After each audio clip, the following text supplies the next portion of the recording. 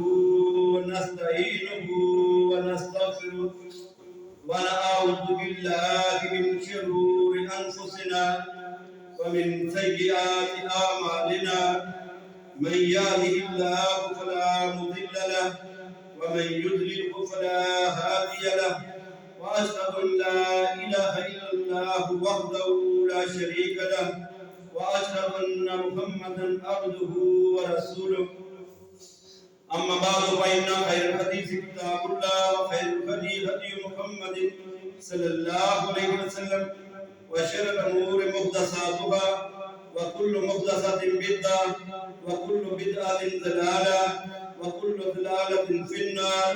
اللهم صل على محمد وعلى آل محمد كما صليت على إبراهيم وعلى آل إبراهيم إنك حميد مجيد.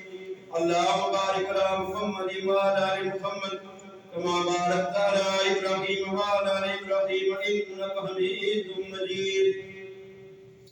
دوستو آج جو ہمیں سبق ملا ہے سنت یہ ہے کہ قریب المرگ بندے کے پاس جائے تو اس کے لیے دعائیں خیر کرے، اس کی مغفرت کی دعا کرے، اس کے لیے آسانی دعا کرے اور اس کو تلقین کرے کلمہ کی آسان طریقے سے کہ اس کی زبان سے کلمہ جاری ہو.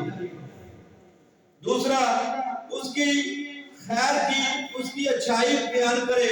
جب کوئی بندہ فوت ہو جائے اس کے گھر میں جائے تو اس کے لیے دعا کرے، اس کے لیے اس کے گھر میں جائے اس کی تعریف کرے، اس کے لیے دعا کرے، زیادہ سے زیادہ مغفرت کی دعا کرے. کیونکہ اس حدیث سے واضح پتہ چلتا ہے کہ نبی علیہ السلام بڑی دیر تک اس کے لیے دعائیں کرتے تھے حتیٰ کہ اس کو موت آ جائے. تو اس لیے میت والے گھر جا کے دعائیں کرنا یہ نبی علیہ السلام کا سنت عمل ہے. جب میت وہاں پہ موجود ہو اور جنازے کو جلدی لے کے تیزی کے ساتھ لے کے جانا یہ بھی نبی علیہ السلام کی سنت ہے. سبحان ربک رب العزت عما یصفون وسلام علی المرسلین والحمد للہ رب العالمین.